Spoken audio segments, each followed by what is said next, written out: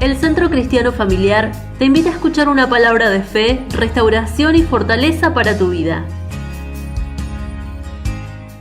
Estamos recibiendo mucha palabra y ustedes saben que es una responsabilidad, ¿no? Cuando recibimos palabra, porque es para que la vivamos. Y a veces no es tan fácil, ¿no? Que baje todo esto a nuestra realidad, a lo práctico. Pero este es el deseo de Dios. Yo muchas veces miro nuestras vidas y me acuerdo de cómo uno va creciendo desde que es chico,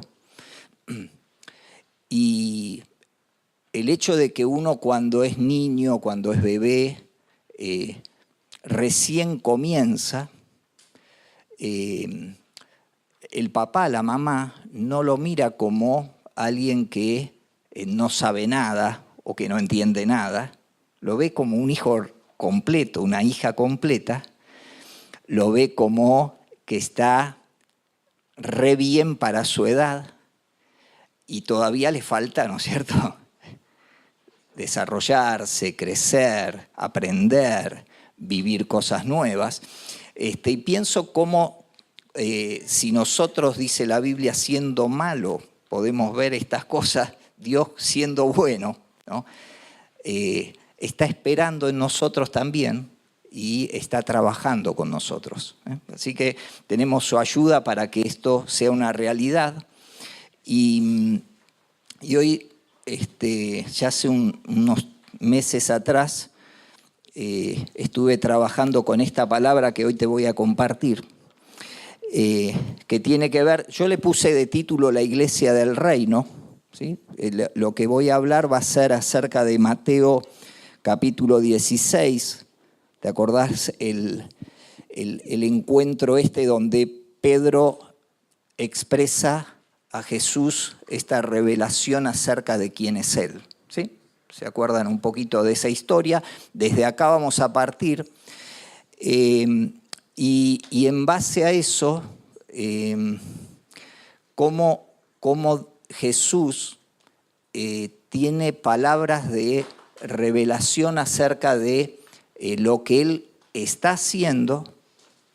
En ese momento Él dice: yo voy a edificar mi iglesia, y lo dice en tiempo futuro, ¿sí? Porque la iglesia se edifica sobre la base de Él, habiendo completado su tarea, su obra, que en ese momento todavía Él estaba desarrollando su ministerio en la tierra, ¿sí? Faltaba todavía el consumado es.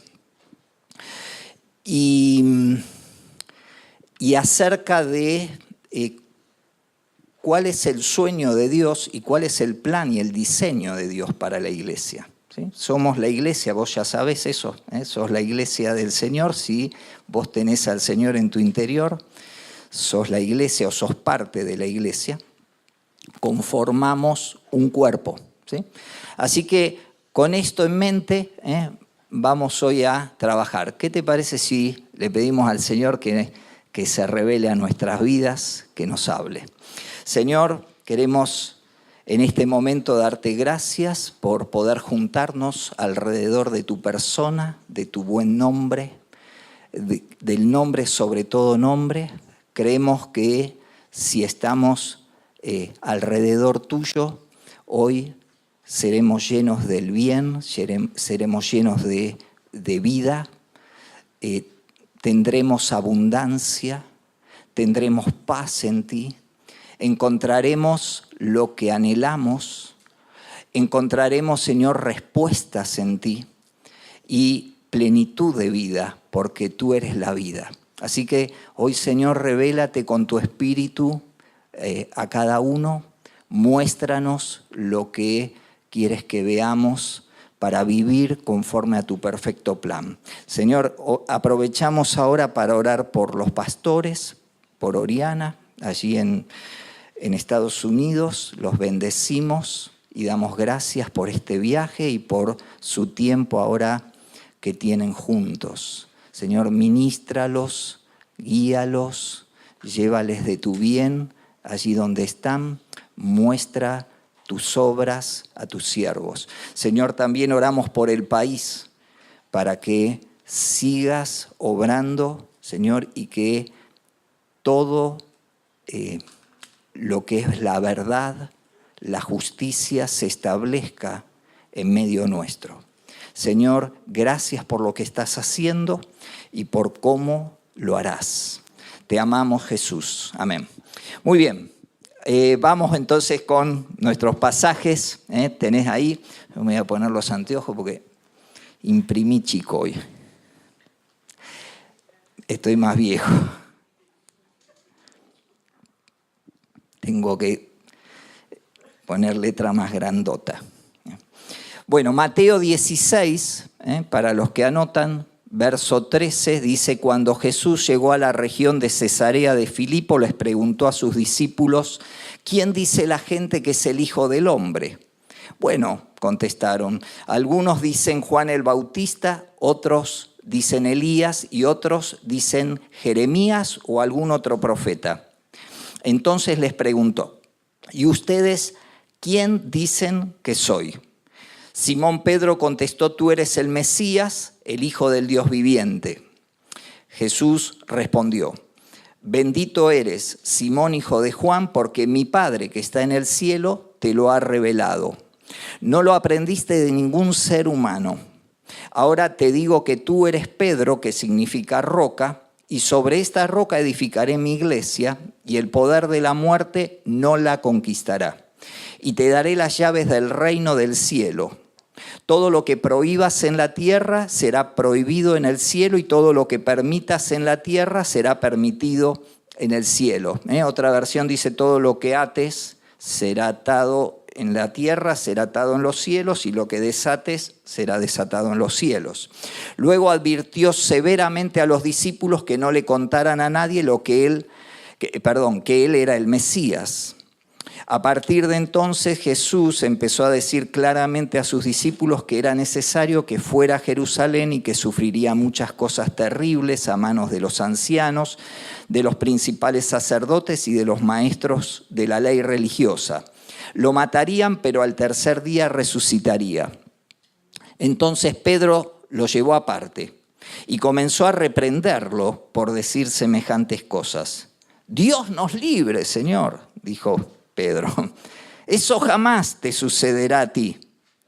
Jesús se dirigió a Pedro y le dijo: aléjate de mí, Satanás. Representas una trampa peligrosa para mí. Ves las cosas solamente desde el punto de vista humano, no desde el punto de vista de Dios. Luego Jesús dijo a sus discípulos: si alguno de ustedes quiere ser mi seguidor, tiene que abandonar su manera egoísta de vivir, tomar su cruz y seguirme. Si tratas de aferrarte a la vida, la perderás, pero si entregas tu vida por mi causa, la salvarás. ¿Y qué beneficio obtienes si ganas el mundo entero pero pierdes tu propia alma? ¿Hay algo que valga más que tu alma? Pues el Hijo del Hombre vendrá con sus ángeles en la gloria de su Padre y juzgará a cada persona de acuerdo con sus acciones. Les digo la verdad, algunos de los que están aquí ahora no morirán antes de ver al Hijo del Hombre llegar en su reino. Hasta acá nomás, esto es del 13 al 28 de Mateo 16, si es que estás anotando. Te cuento que Jesús en este momento está en un lugar, en una ciudad que se llama Cesarea de Filipos. Era una ciudad que estableció uno de los hijos de Herodes, que le ponían justo el nombre de ellos. Filipo se puso Cesarea de él, ¿sí? Y era un lugar que, en donde básicamente nace el río Jordán y donde hay algo que lo hace diferente a otros lugares, que es un manantial de agua muy grande, ¿sí? Muy grande, hablo que es como un río, parece. Al día de hoy todavía es uno de estos lugares turísticos muy visitados, donde hay un monte y donde hay una cueva y hay una gran historia que también, como en todo lugar, está emparentado con la idolatría, en mucho que tiene que ver con lo que fue la mezcla de lo que recibió el pueblo. Bueno, este lugar, que era un lugar de aires limpios, fue un lugar donde Jesús eligió para compartir este tiempo con sus discípulos, con los suyos, y él empieza haciendo una pregunta acerca de qué decía la gente acerca de él. Y vos ves que todas las declaraciones que los discípulos le dicen de lo que parecería como que la gente dice de él, que probablemente sería también lo que ellos pensarían, ¿no es cierto? De alguna manera, por lo menos más de uno es probable que también pensaba, eran comparaciones que si vos las mirás eran muy honrosas, porque en un primer lugar mencionan a Juan el Bautista, y qué hombre Juan, ¿no?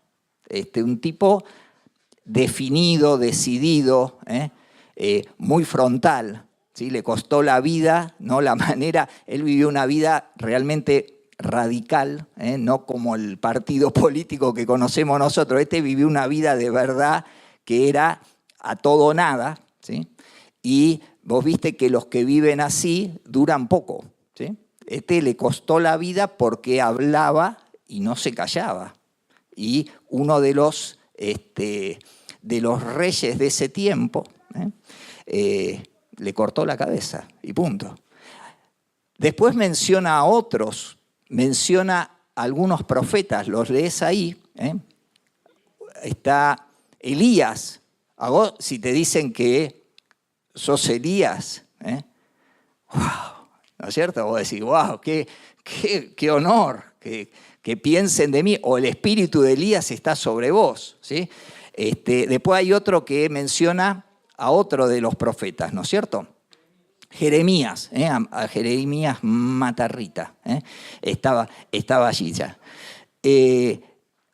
Todas estas comparaciones, ¿sí?, que la gente hacía de Jesús, si bien tenían honra y hablaban de personas a las cuales se las relacionaba con Dios y que hablaron en nombre de Dios y que sus vidas dieron una clara manifestación de que Dios estuvo con ellos. Y sus vidas también accionaron en el poder de Dios. No eran gente que cuando hablaba las cosas quedaban como estaban, eran gente que cambiaban atmósferas, cambiaron ciudades, naciones, donde esas palabras eran reconocidas, eran palabras de autoridad, eran hombres de verdad. A pesar de esto, que parece muy bueno, vos sabés que con la lógica humana, con la comparación humana, no alcanza para que una persona pueda ser definida, mucho menos Jesús, ¿sí? Desde lo humano no se podía definir y se necesitaba justamente lo que luego ocurrió, que fue la revelación, ¿sí? La revelación que viene ¿de quién? Del Espíritu y de Dios, ¿no es cierto?, del Padre, en este caso, porque siempre lo que es una opinión natural o una opinión de hombre no alcanza para llegar a completar lo que en realidad Dios sí habla acerca de nosotros. El conocimiento de quién era Jesús se necesitaba una revelación más que una apreciación humana. Mira, con esto quiero que veamos lo siguiente. Para Jesús esto fue necesario, ¿sí?, para definir quién era Jesús.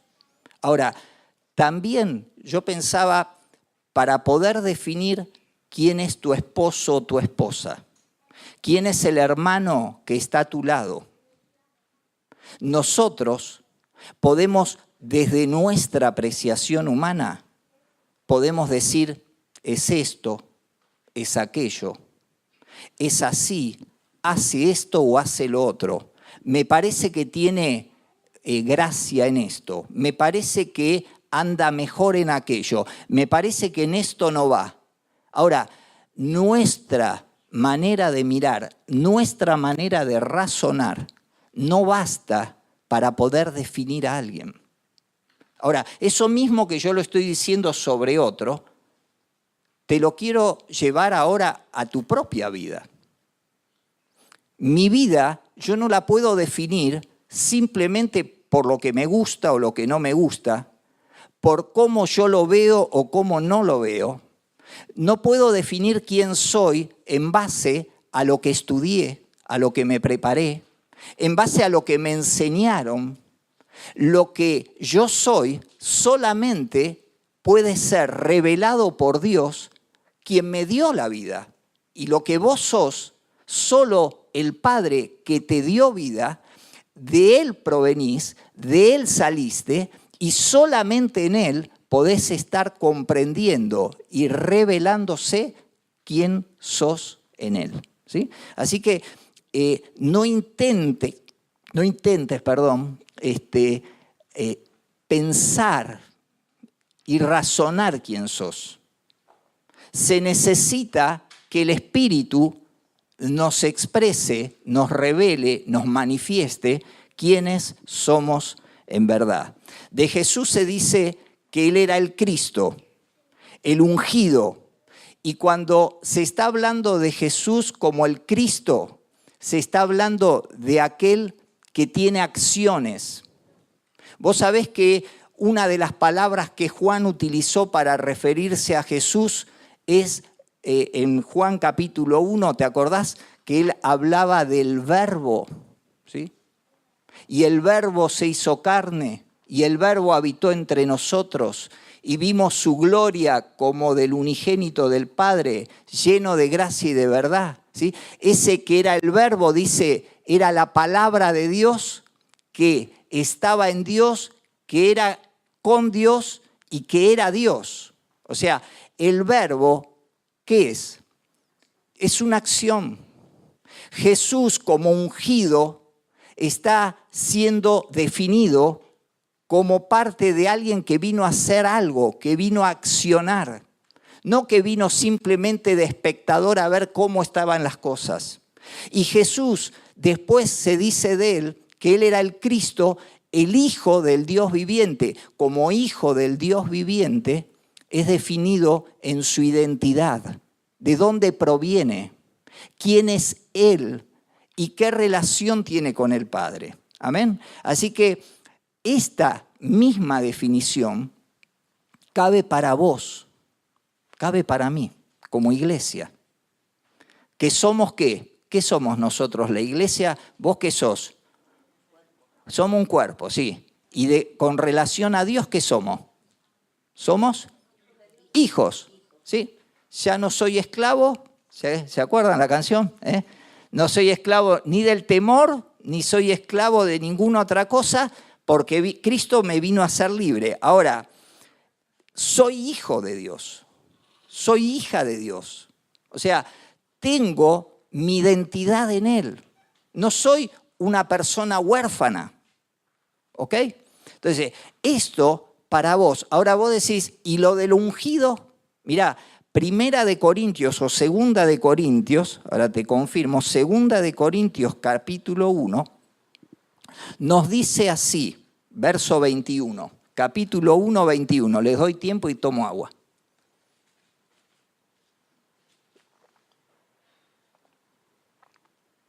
Gracias por el agua, qué rica. 1:21 dice, y el que nos confirma con vosotros en Cristo y el que nos ungió es Dios. ¿Sí? ¿Lo tienen? Está hablando de la iglesia y está justamente diciéndole que Dios es el que ungió a cada uno de los que somos parte de su iglesia, porque somos del ungido.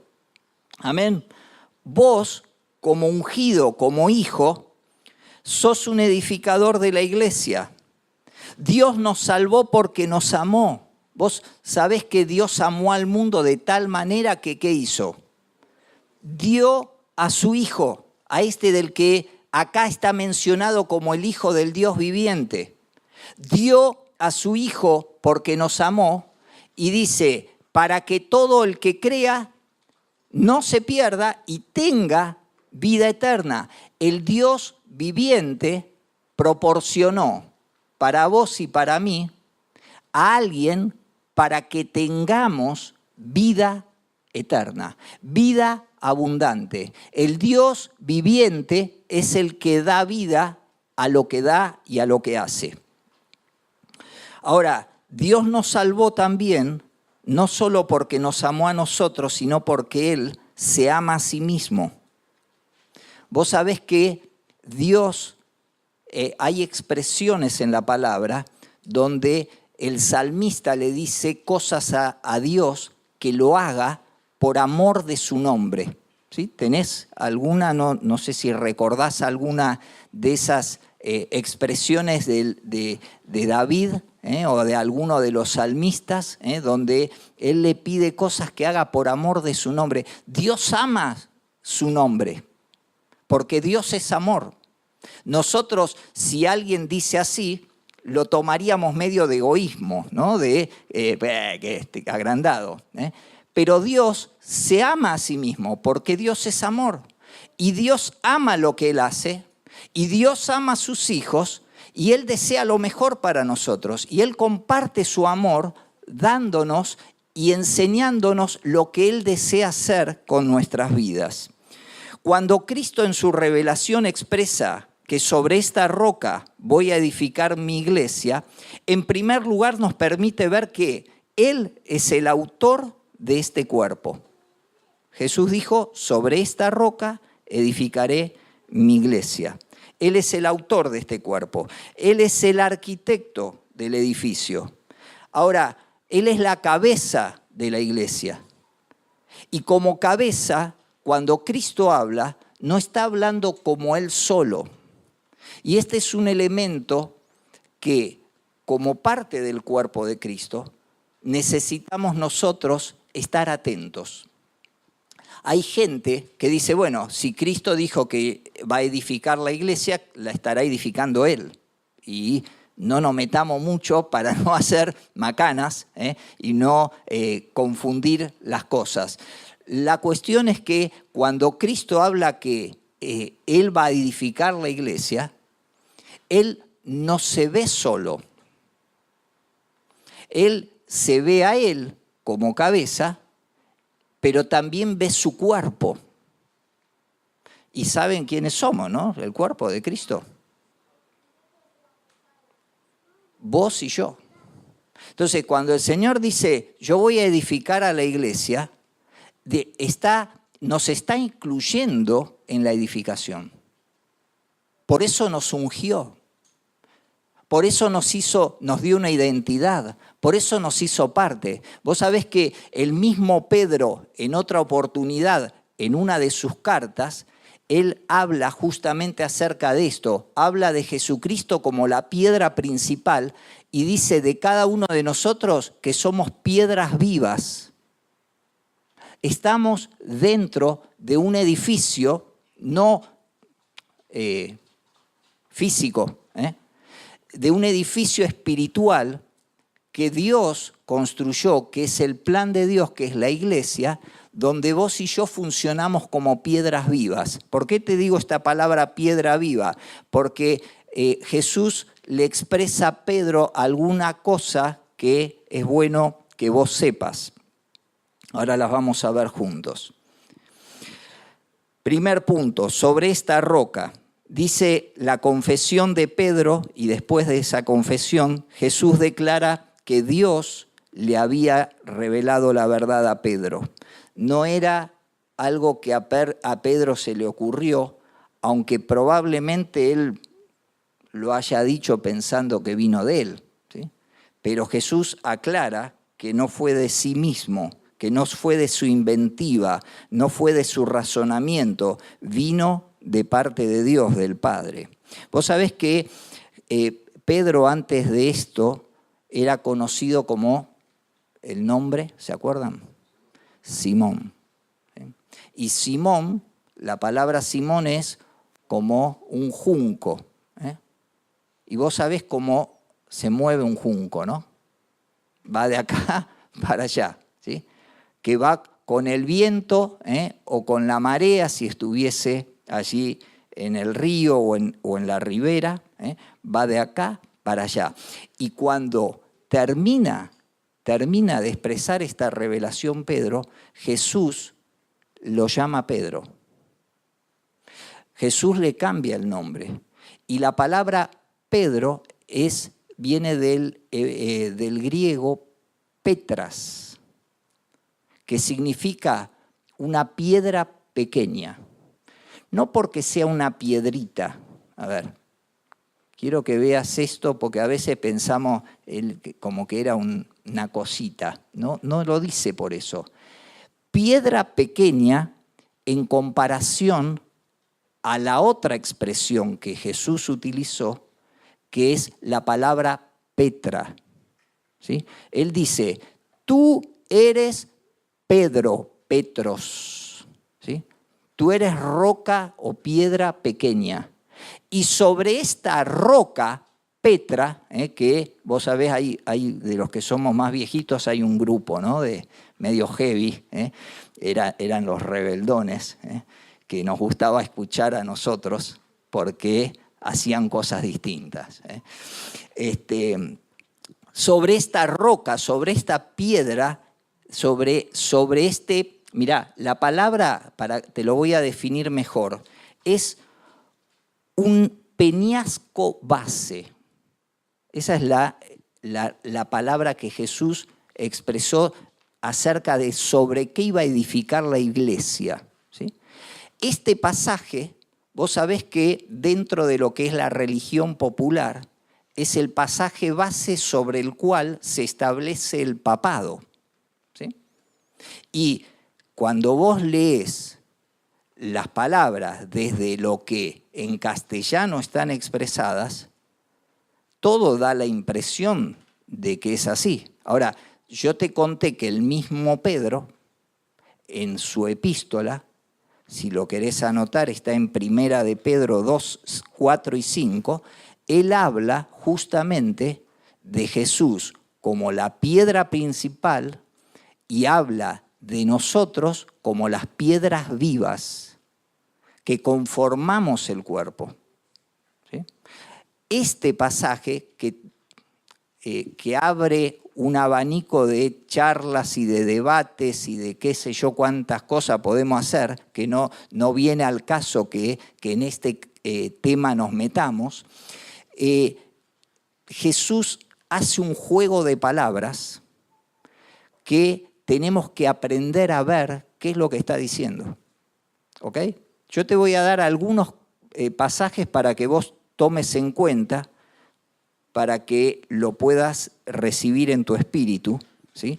Porque esta confesión de Pedro constituye el fundamento de la iglesia de acuerdo a lo que Jesús expresa. Vos sabés que la roca es Cristo. Anotate este pasaje, 1 Corintios 10, 4. Cuando el pueblo de Israel se movía por el desierto, ¿sí? El pueblo, vos viste que estuvimos viendo y recibiendo esta palabra de que el pueblo salió por la mano de Dios, ¿no? Dios lo sacó de la esclavitud de Egipto. Muy bien. Ellos se empiezan a mover y van por el desierto, y uno de los problemas que tienen que enfrentar justamente en el desierto con el calor fue la falta de agua. ¿Sí? ¿De dónde sacamos agua? Piensen en 2, 3 millones de personas. Con un vasito de agua y una cantimplora no hacemos nada. ¿Sí? ¿Cómo hacemos para darle de tomar agua a tanta gente?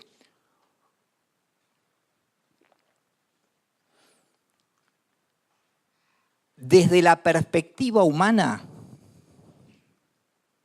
ahora que estamos hablando acerca de lo que es revelación,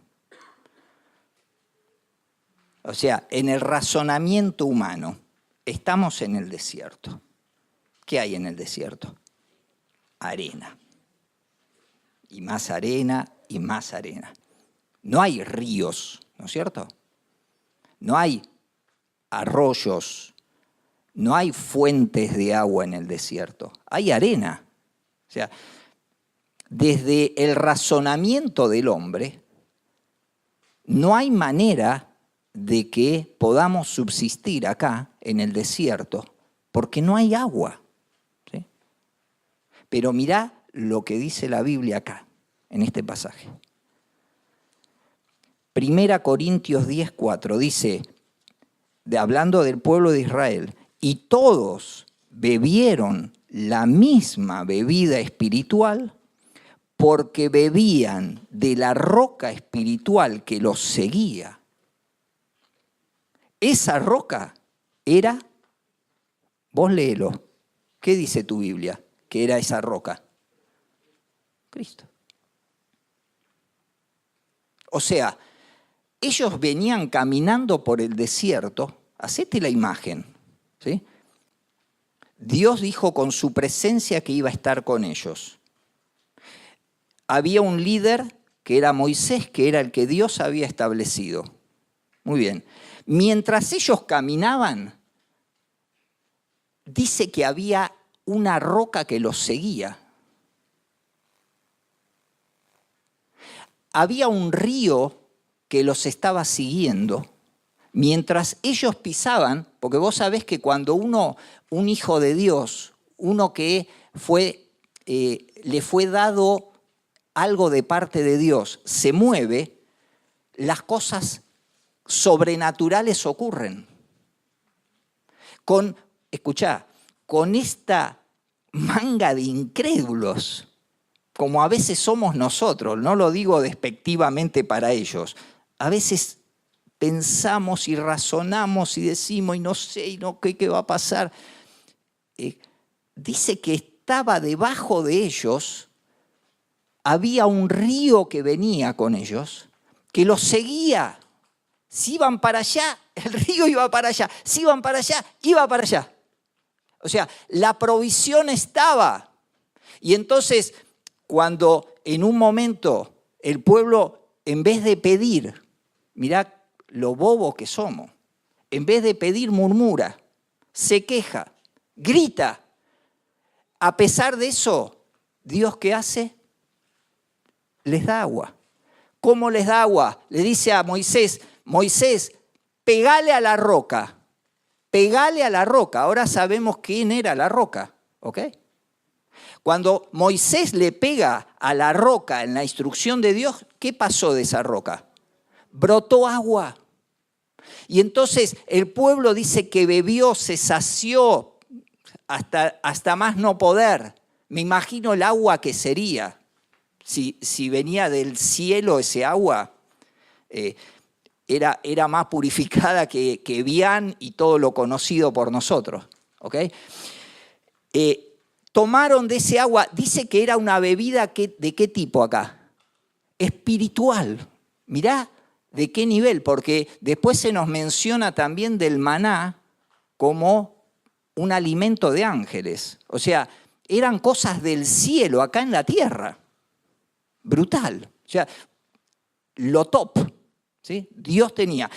Y ellos venían andando y a pesar de eso, cuando Moisés golpea la piedra, lo que está diciendo, lo que espiritualmente está representando, porque fue la primera instrucción de Dios hacia la piedra, es golpéala. Lo que está representando es, yo voy a cubrir todo todas tus faltas, todos tus pecados, para que sean cubiertos tus pecados, tus errores, tus quejas, tus broncas, tus iras, tu desvío, para que sea cubierto, hay uno que va a tener que sufrir. Va a tener que ser golpeado, va a tener que ser despreciado entre los hombres, va a tener que padecer, va a tener que sufrir, va a tener que sangrar, va a tener que morir. Y entonces en ese golpe estaba representada lo que Jesús después iba a hacer. ¿Sí? Todavía, mientras está hablando con sus discípulos acerca de este tema de edificaré mi iglesia, todavía Jesús no había pasado por esto. Pero venía, porque después, ¿se acuerdan que se los cuenta? Les dijo lo que él iba a padecer. Muy bien. Y cuando termina eso, después en otro momento vienen caminando y otra vez se quejan. Y el agua, y qué sé yo, en vez de pedir, volvemos al punto de que Dios tiene preparado. Había un río, ya sabíamos que había una roca. Nosotros lo sabemos. Ellos no sabían, ¿sí? No se avivaban que estaba con ellos. Y entonces, en la segunda oportunidad, Dios lo instruye a Moisés que le hable a la roca. Y vos ya sabés que Moisés se cabreó, se chifló, porque estaba enojado por lo que estaba viviendo el pueblo. Y los enojos esos le costaron caro a Moisés, vos ya lo sabés. ¿Cuál era la idea? De que la roca ya había pagado el precio. Ahora a la roca no le pegues más. Ahora no le pegues más a Cristo. Vos sabés que parte de esta revelación tiene que ver con que hay gente que vive pensando, pobre Cristo, lo que sufrió por nosotros, cuántos dolores, pobrecito. Cristo ya pagó el precio, no está sufriendo nada, no tiene ni un dolor. Las heridas de Cristo no sangran más, están sanas. Están en Él, pero sanas. Cristo está con vida en los cielos. No podemos vivir en ese lugar de la revelación. No podemos ver a ese Cristo, ¿sí?, como el Cristo pobrecito de los dolores, porque Él ya pagó. Ya fue golpeado Cristo por nosotros. Ya padeció por nosotros. Ahora podemos tener otro trato, podemos hablar con Él, podemos expresarnos, no necesitamos que Él vuelva a sufrir por nosotros, que Él vuelva otra vez y otra vez y otra vez.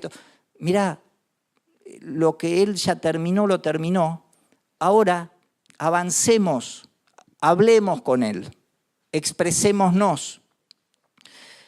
Sabés que a mí me encanta que cuando vos vas a Cristo, cuando vos vas al Señor con una actitud de hambre, de sed de Él sale agua de vida. Él tiene para saciarte, Él tiene para que vos vivas abundantemente. Él no tiene para que vos simplemente tengas una gotita que digas, aunque sea una gotita. Tiene todo lo que necesitamos, todo, no le falta nada.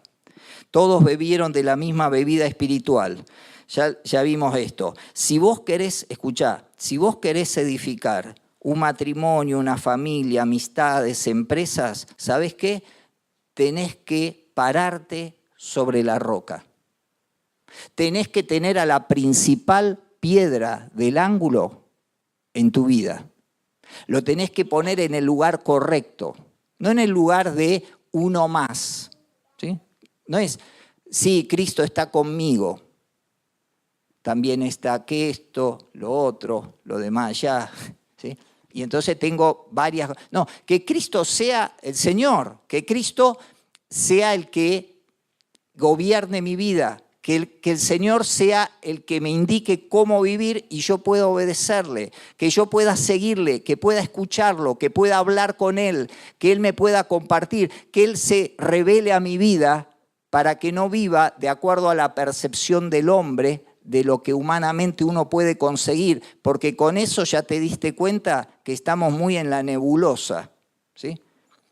Esto es como cuando vos ves los analistas económicos.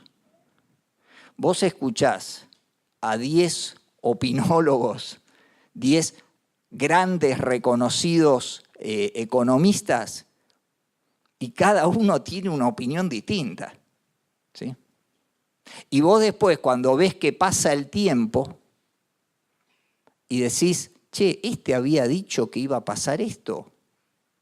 Nada que ver lo que pasó. O sea, como que no tenía ni idea que iba a pasar en verdad. Porque no son dueños, los humanos no somos dueños de saber el futuro, de conocer. Pero Dios es el Dios eterno.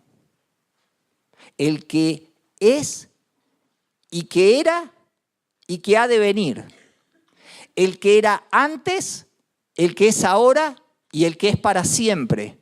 El que conoce lo que pasó antes de que el mundo esté como lo vemos nosotros y el que sabe lo que viene después y que se encargó, porque así lo quiso, porque a él le pareció que era lo mejor para vos y para mí, de mostrarnos algunas cosas para que vivamos de una manera bendecida. Segundo, te dije, la roca era Cristo, o sobre estas rocas. Segundo, la roca es la revelación que uno tiene de la persona de Cristo. Esta revelación viene del Padre y no del estudio. No estoy diciendo con esto que no estudies, por favor. Y que no te esfuerces. Un hombre, una mujer de Dios que ama a Dios es un buscador. Es uno que se mete en la intimidad, es uno que lo busca. No es uno que vive a la Bartola y dice, bueno, a ver si se me ocurre algo, voy a ver qué viene. Es uno que trabaja. En el Antiguo Testamento se nos muestran 3 revelaciones bien marcadas acerca del Cristo. Una, la del Cordero, que yo recién te comentaba. Él murió por mí, me salvó, voy al cielo, pero no es la meta. Segunda revelación, el maná, que también lo vimos, es vivo en el desierto, la vida es dura, pero me alimento del alimento del cielo, y el maná tampoco es la meta. La tercera revelación que tenía el pueblo de Israel era la tierra prometida, que es aquí entramos en posesión de todas las riquezas de Cristo. La tierra que Él nos promete y en la cual Él nos introduce es Él mismo y es la tierra en donde fluye leche y miel, ¿sí? Esto es la revelación. O sea, yo puedo estar en la iglesia, puedo ser parte de la iglesia, puedo congregarme en la iglesia, puedo todo esto, pero puedo vivir sin la revelación de Cristo, creyendo que esto es todo, ¿sí? Como que ya con esto estoy completo. Y vos sabés que es muy común que caigamos en esto. No importa si lo hacemos mucho o poco, nos suele suceder que tomamos a veces temporadas donde como que nos acomodamos a lo que estamos viviendo. Y es esto, donde nos quedamos con lo que tenemos, donde, bueno, es lo que hay que hacer y yo lo hago, ¿ok?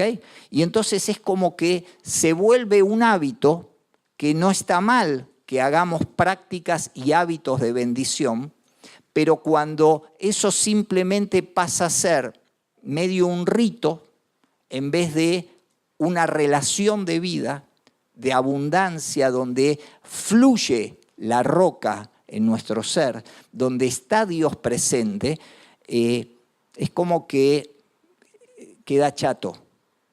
Necesitamos trabajar con eso.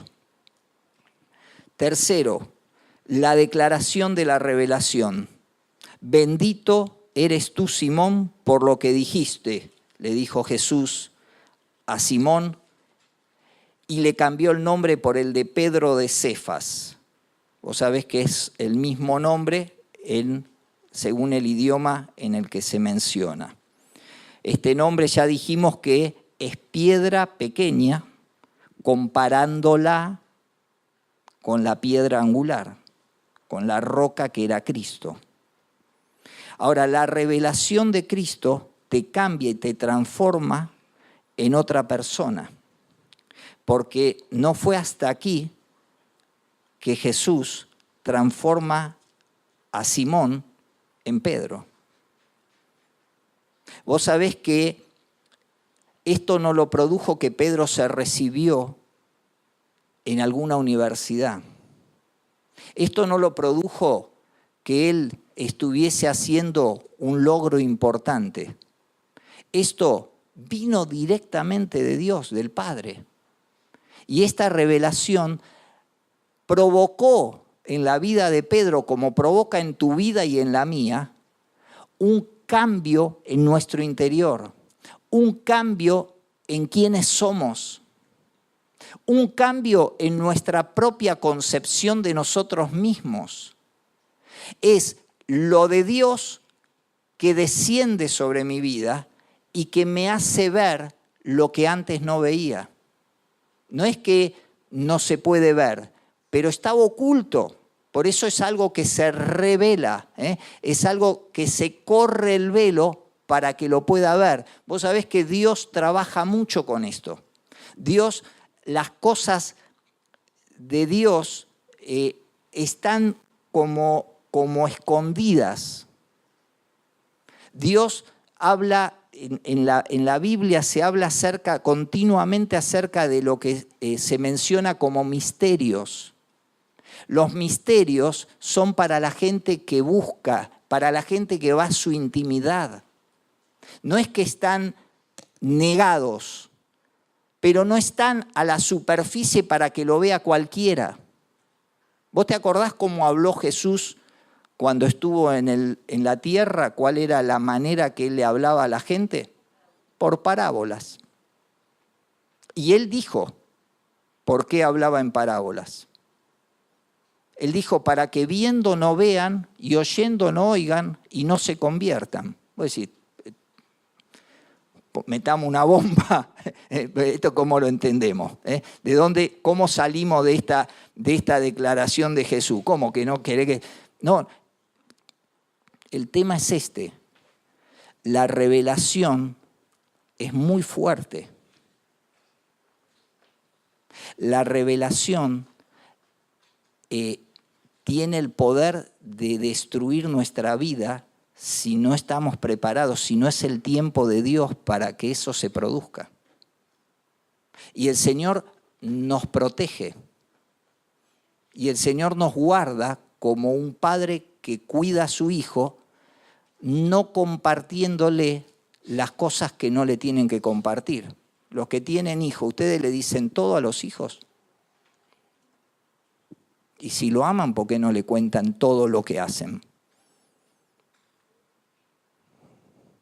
Porque vos sabés que hay cosas que los niños no están preparados para escuchar. Necesitan desarrollar su madurez para después poder compartirles. Y no es porque uno no los ama, justamente lo hace porque los ama.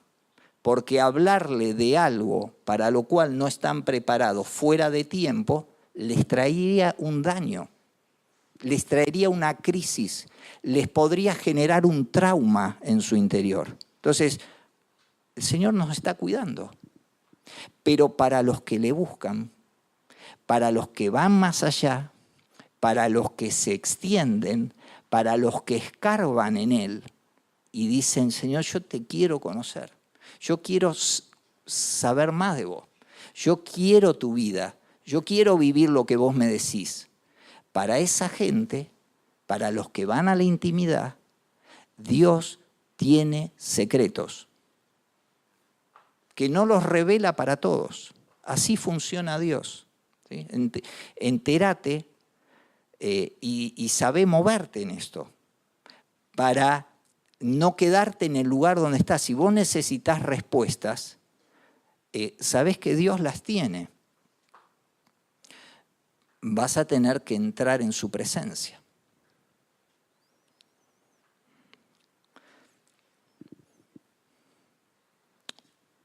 Yo te decía que la vida de Saulo, ese también fue transformado, ¿no? Ese fue transformado por una revelación, ¿se acuerdan? ¿Quién se le reveló a Saulo? Cristo. Jesús mismo yo soy Jesús a quien tú persigues. Después de esa revelación, ¿cómo se llamó Saulo? Pablo. Dios te cambia. Una revelación de Dios cambia quién sos. No en todo se entiende lo que te estoy diciendo, ¿no? Te cambia en cuanto a que te posiciona. Es como que te hace una regeneración. Es como si fuera una reingeniería en tu vida, en tu interior, en todo tu ser. Es algo diferente. Pedro era el pescador, sí era, pero era otro ya. ¿Quién lo cambió? Y lo cambió una revelación de Dios. Te decía que el trabajo de Jesús de edificar su iglesia, vista desde él cabeza y nosotros su cuerpo, nos llama a que juntos lo hagamos. Y te hablo de esto de la revelación porque es en base a la revelación que podemos edificar la iglesia. Pues necesitamos el diseño de Dios. La iglesia no es yo voy a hacer algo bueno. A mí se me ocurre hacer esto. Yo me voy a poner a estudiar aquello. Yo voy a salir a hacer tal cosa. No es por hacer cosas buenas que se edifica la iglesia. Es por estar con el Padre. Es por estar con la cabeza. ¿Para qué está la cabeza en el cuerpo? ¿Para qué? Ahí alguien habló. Para pensar. Muy bien. Y si piensa, ¿qué hace? Es la que guía. Es la que decide. Es la que determina qué se hace y qué no se hace. Tus pies, tus manos, todo tu ser se mueven porque tu cabeza lo decidió. No es porque se mueven solo. Me voy para acá. En tu cabeza, vos no lo pensás, no estás haciendo todo el razonamiento, pie, movete. Y entonces empieza. Esto se hace, dice automáticamente, en millonésima de segundos. Todo esto trabaja y el cuerpo va donde la cabeza determina. Bueno, la iglesia se edifica teniendo a la cabeza como cabeza, ¿sí? No teniendo a Cristo como uno más, sino como la cabeza, como el Señor. Muy bien. Te digo 2 o 3 cosas más.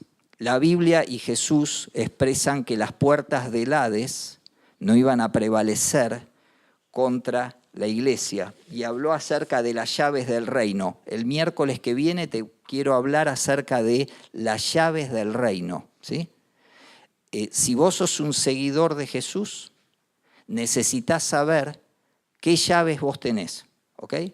Cómo usarlas, porque las llaves no te fueron dadas para que te las guarden en el bolsillo y no se usen, ¿no es cierto? Las llaves son para... Muy bien, ahora lo vamos a trabajar un poquito ese tema. Como iglesia somos amenazados por las tinieblas. Vos lo ves a diario esto, ¿no? O sea, la iglesia, el enemigo dice, Pedro creo que también, como león rugiente, ¿no es cierto?, anda alrededor nuestro tratando de devorarnos, ¿sí? Esto que Jesús mismo dijo, que el ladrón viene para matar, robar, destruir. Y Jesús dijo, yo vine para que tengan vida y vida en abundancia. Muy bien, el enemigo a la iglesia está continuamente acechándola, porque la iglesia es el lugar desde donde Dios se mueve para traer sus propósitos a la tierra. Aunque te parezca que te quepa muy grande esto que te dije, Dios sigue obrando a través de la iglesia, a través de nosotros. Por eso te dio llaves. No para que te quedes mirando a ver qué pasa y seas un espectador, sino para que puedas ser un protagonista en el tiempo que estás viviendo desde el lugar que Dios te puso. No haciendo cosas grandes, haciendo lo que Dios te llamó a hacer. Las llaves del reino son varias. Jesús no dijo que nos dio una llave. Dice que a ti te daré las llaves. Es como que la idea es que un manojo o un llavero, ¿sí?, completo, Jesús tiene, en este caso expresado a Pedro, pero mirándolo desde una piedra que él es, así como vos y yo somos una piedra, también expresado hacia nosotros que estamos sobre esa misma roca, apoyados como su iglesia. Las llaves del reino son varias. Dice la Biblia, lo que ates con esas llaves va a ser atado y lo que desates va a ser desatado. ¿Sí? La iglesia tiene dos características en sí mismas, o si lo miramos, batalla desde dos lugares bastante particulares. La iglesia está preparada, en primer lugar, para resistir frente al ataque de las tinieblas. O sea, se puede mantener firme frente a un ataque del enemigo. ¿Por qué? Porque vos estás parado ¿sobre quién? Sobre la roca. Porque vos estás no solo, estás como un cuerpo. Y el enemigo quiere venir, te quiere entrar, pero la iglesia, dice Jesús, las puertas del Hades no pueden prevalecer contra la iglesia. ¿Okay? Esto desde el aspecto como que viene contra nosotros la obra de la maldad, la obra de las puertas del Hades. El Hades era el lugar donde estaban los muertos, ¿sí? Representaba a las obras de la muerte. Las obras de la muerte son aquellas que nos quieren separar de Dios, ¿sí? Y entonces, acá hay una declaración que la iglesia puede resistir frente a esto. Por eso Jesús, cuando estaban en un momento muy particular, viviendo, cuando Él era entregado, les dijo a sus discípulos, velad y orad, ¿sí? Porque venía algo contra ellos. Venía algo contra Jesús, que era su líder. Y entonces, como venía, le dicen, ustedes tienen que hacer algo, no se pueden quedar quietos, no se duerman, porque es el momento de estar velando, atentos. Ahí no les está diciendo, vayan al ataque, vayan y contra los enemigos. Le está diciendo, estén así, pero con una actitud atenta, estén despiertos, porque viene la tentación y la idea es que sean atrapados. La segunda expresión, o lo que por otro lado la iglesia está preparada, es para avanzar y tomar lo que Dios le asignó. Desde este lugar, la iglesia es agresiva y actúa tomando y arrebatando aquello que por herencia ya le fue asignado. ¿Vos te acordás que cuando el pueblo de Israel llega ante la tierra prometida, lo que tenía que hacer? ¿Quiénes estaban ahí en la tierra? Todos los enemigos, ¿sí?, que eran los que vivían antes en ese lugar. Esa gente, ¿sí?, que Dios había traído un juicio sobre esas naciones. Dios había esperado años, generaciones y generaciones y generaciones para que se arrepientan. Esa gente que no se arrepintió, Dios determinó en un momento, los voy a echar de la tierra y se la voy a dar a mi pueblo. De la misma manera, si querés ver la historia parecida a lo que le pasó al pueblo de Israel cuando abandonó a Dios. ¿Se acuerdan? Cuando el pueblo de Israel abandonó a Dios, el territorio de Israel, que era la tierra prometida, la invadieron los enemigos. O sea, cuando me separo de Dios, no lo escucho, hago la mía, y hay juicio. Hay un juicio de Dios, porque Dios nos da tiempo. nos manda gente, nos habla para que cambiemos, si no cambiamos, y entonces ellos tenían que tomar, no podían quedarse diciendo vamos a velar y a orar acá. Porque la instrucción era, ahora avancen, tomen, ya se los di, eso es de ustedes, tómenlo. Desde este lugar, la iglesia, Dios la preparó para que ninguna puerta del Hades pueda resistir el avance de la iglesia. Ahora, ¿sabés cómo se tiene que mover la iglesia para que esto suceda? En unidad y en acuerdo. Y para que haya unidad y acuerdo, no basta con que estemos acá y cuando termina nos saludamos y Dios te bendiga, ¿te fue bien? Sí, todo bien, todo bien. O a un llamadito. Necesitamos desarrollar, no simplemente decir, vamos a vivir de amigo en amigo y amiga. No es eso. Es relaciones sanas como iglesia, conociéndonos, ayudándonos, dándonos una mano unos a otros, tratando de llevar y promovernos las palabras que Dios nos habló, animándonos con esas palabras, exhortándonos con amor.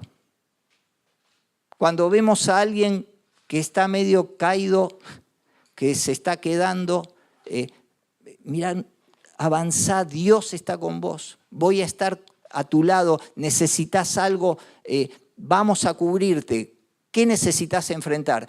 No podemos vivir ajenos unos a otros, porque como iglesia, en unidad y en acuerdo, nosotros podemos avanzar en cualquier territorio del enemigo y el enemigo no va a poder resistir. ¿Sí? Esto es poderoso y espero que lo veas en tu interior. Te decía que Dios nos dio llaves, pero muchas veces esas llaves no las usamos.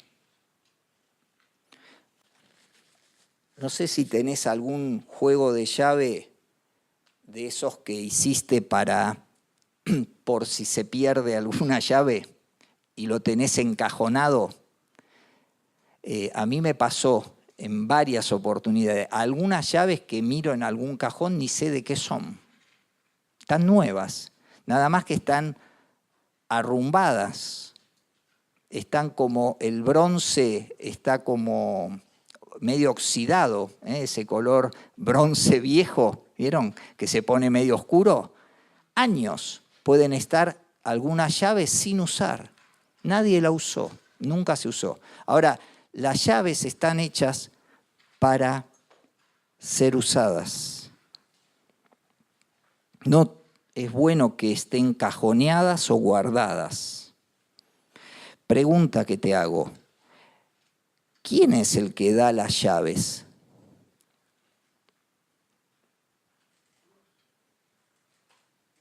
Aparte del que las tiene, ¿no? Porque esa sería la verdad obvia, ¿eh? El que tiene la llave te la puede dar. Pero, ¿quién es el que da las llaves? Él dijo Dios, acá dicen el dueño. El dueño de algo puede darte las llaves de eso porque como dueño él puede decidir, ¿verdad? El administrador podríamos también, ¿no? Un mayordomo puede estar teniendo, si le fue confiado esa administración, podría estar haciéndolo también. Dios, el dueño, el Señor, el que es el amo de algo, es el que da las llaves. ¿A quiénes se le dan las llaves?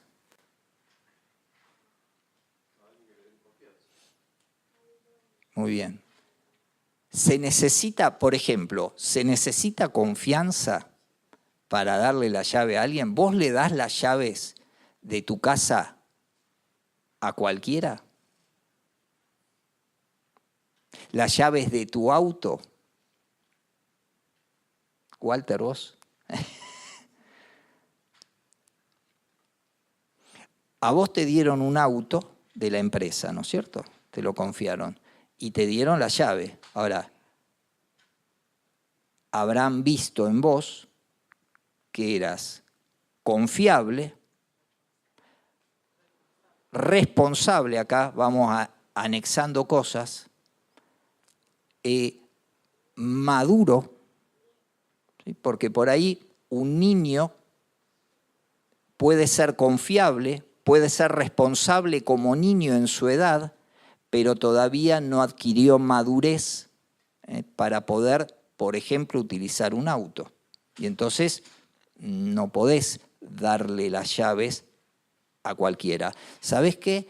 A pesar de eso, Jesús vino para vos y te dice, yo tengo llaves para darte, ya te las di para que las uses.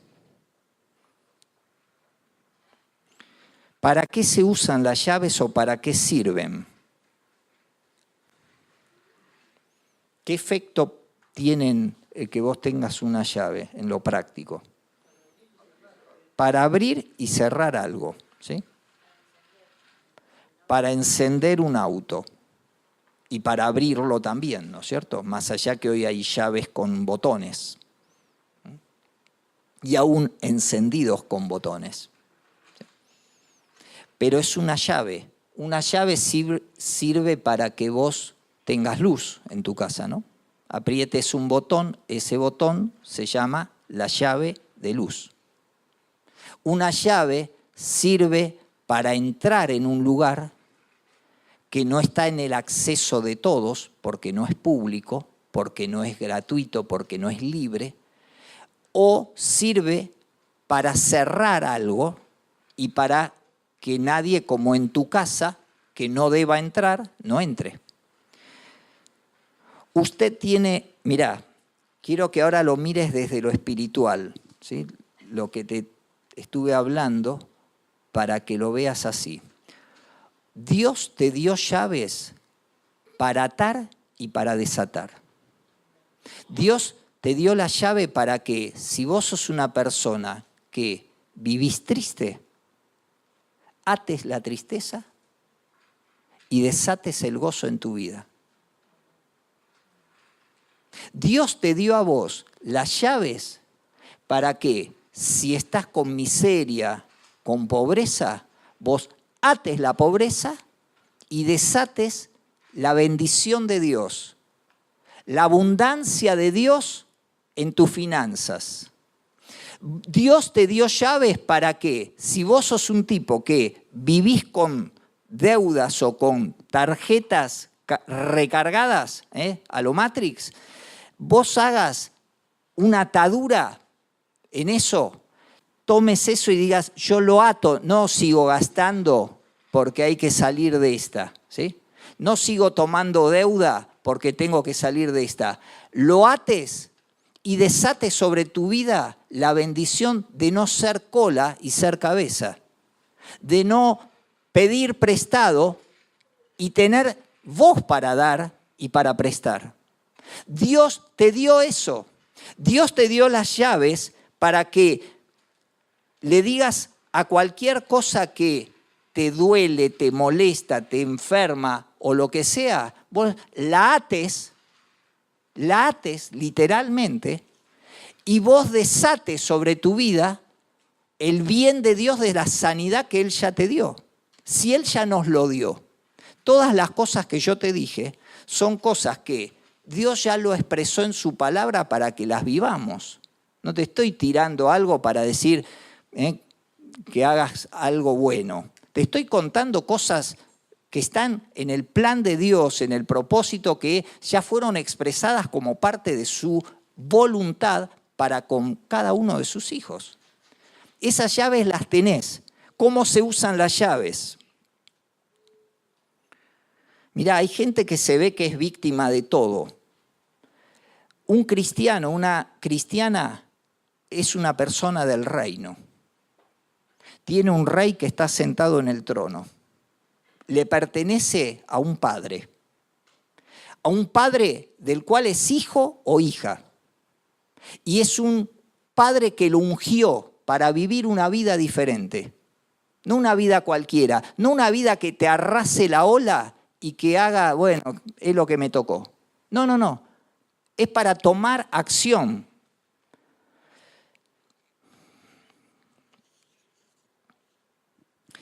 Las palabras que usamos son llaves. La acción y efecto de nuestras palabras es tan poderoso que el mal uso que hagamos de esto genera conflictos, problemas, divisiones, heridas, enfermedades, ira. Cuando yo estoy viviendo algo que no corresponde a lo que Dios me habló que viva, hay seguramente, y esto cualquier persona que tiene un poco de discernimiento espiritual lo puede ver, seguramente mis palabras me ataron y seguramente me siguen atando a eso que estoy viviendo. Esto lo ves claramente cuando mirás una persona que habla acerca de su dolor, de su enfermedad o de que en algún área dice, y esto es así, esto no va a cambiar. Claro, esa palabra, vos decís, es lógica, porque pasaron años y nunca cambió. Pero con esa palabra, lo único que estoy haciendo es atándome y manteniéndome atadito a que nunca va a cambiar. Y la Biblia y Jesús nos vienen a decir ahora que vos podés usar las llaves de una mejor manera. Necesitas recodificar cómo usas tus palabras, cómo hablas, qué expresiones tenés cuando percibís las cosas. ¿Te acordás que en un momento Pedro después lo reconviene a Jesús? Cuando Jesús empieza a contar lo que iba a padecer. Y Jesús le pone, le va con la plancha, con los dos pies de frente, y le dice, apártate, Satanás, bueno, todo esto. Y le dice, porque no ves las cosas más que desde el punto de vista humano. Y no las estás viendo desde el punto de vista de Dios. Estás considerando lo humano. Estás viendo las cosas naturalmente. Pedro, con tus palabras, me estás trayendo, lo dijo después Jesús, me estás trayendo un gran problema. Me querés atar a mí. ¿Sabés qué le pasaba a Pedro? Que Pedro, cuando escucha que Jesús dice, voy a padecer, voy a ser perseguido, me van a aprisionar, me van a matar, ¿sí? Pedro dice, nosotros estamos siguiendo a Jesús. Si a él lo agarran, ¿sabés qué es lo que estamos con él? Caemos en la volteada. Somos del grupo, somos el grupo comando de Jesús, nosotros. Nos hacen percha a nosotros también. Yo creo que en el interior de Pedro había algo de esto, ¿sí? De decir, que no te suceda esto, Jesús, pero también que no nos pase también a nosotros. Ahora, el hecho es que nosotros podemos tener una expresión que parece con muy buena intención, porque vos cuando decís todo lo que dijo Jesús, podés tener este concepto, ¿no? Pobre. No, nunca te suceda. Dios nos libre, dice en esta Biblia la expresión. Dios nos libre. Ya se veía ahí achurado también. o podés ver las cosas de acuerdo al concepto de Dios. Por eso vivir este tipo de vida y hablar las palabras que están en el corazón de Dios habilitan una vida totalmente distinta. Y esto no es simplemente hacer frases lindas y hablarlas, ¿no? Y pensar que las cosas cambian mágicamente. Esto es que la palabra esté incorporada en nosotros y que dejemos de hablar algunas cosas que nos han atado y que nos mantienen atados. Mirá, mi matrimonio es una bendición. Entonces vos decís, se ve que no te ves tener ningún problema. No, tenemos problemas como cualquier matrimonio. Tenemos discusiones como cualquier matrimonio. Nuestros hijos, acá presentes, son los más grandes testigos de nuestras charlas, que tratamos de hacerlas a solas. Esto no estoy diciendo que lo hacemos adrede delante de ellos. Tratamos de buscar nuestro lugar, pero ellos lo ven, ellos saben, ¿sí? ¿Qué hay? Ahora, ¿voy a atar mi matrimonio a ella siempre así? ¿O él no cambia? Es muy duro. Entonces, yo no sé si ustedes saben, yo siempre le pienso en mi esposa como una persona que desarrolló mucha paciencia conmigo, porque aguantarme a mí es difícil. ¿Sí? Ustedes no sé si me conocen, si tienen una apreciación real de mí, pero yo soy bravo, yo soy bastante duro, y mi familia lo sabe muy bien. Y algunas cosas como que las padece, de eso de cómo yo soy. No es fácil vivir con un tipo como yo. Ahora, ¿qué declaraciones hacemos que coincidan con lo que Dios habla? ¿Eva se equivocó? ¿Adán se equivocó? ¿Qué dijo Dios cuando ellos fueron creados? Son unos fallutos, esto seguro que me clavan, esto seguro que la pifian. ¿Qué dijo Dios de ellos? Que era bueno como. En gran manera. Mira cómo Dios habla. De alguien que sabía que le iba a fallar. ¿Cómo hablamos nosotros? ¿Qué hablamos de nosotros mismos? Ya quiero ir terminando, que creo que esto era alguna de las cosas que teníamos que trabajar. ¿Qué hablamos de nosotros mismos, aún en nuestros pensamientos internos? No me va a salir, soy torpe. ¿Esto me estoy atando con mis pensamientos o el Señor está conmigo? No temeré. Y por ahí estás así. ¿Te pasó alguna vez que estás con una situación que te hace realmente temblar y que decís, la verdad no sé cómo vamos a salir de esta? Y en medio de esa situación, decir, no temeré, Dios está conmigo. Porque David lo dijo en una situación así. Temblaba como una hoja, pero sus palabras no lo ataron a sus emociones. Él, en su espíritu, se sobrepuso a estar de acuerdo con Dios en lo que Dios dice de él. Vos sos mi ungido, vos sos mi ungida. Mirá, ese era un rey ungido. Yo ya sé que vos lo sabés, pero te lo tengo que decir otra vez. Vos sos rey y sacerdote para Dios. Y estás ungido para vivir una vida diferente.